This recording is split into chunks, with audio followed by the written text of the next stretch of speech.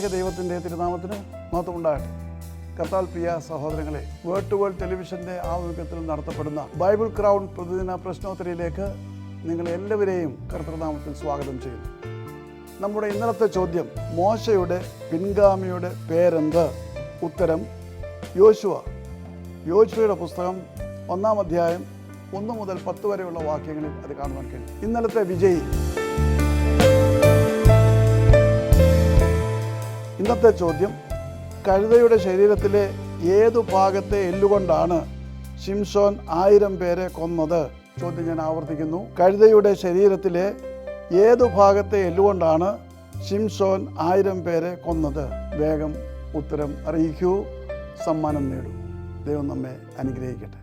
താഴെ കൊടുത്തിരിക്കുന്ന വാട്സാപ്പ് നമ്പറിൽ നിങ്ങളുടെ ഉത്തരങ്ങൾ അയയ്ക്കുക.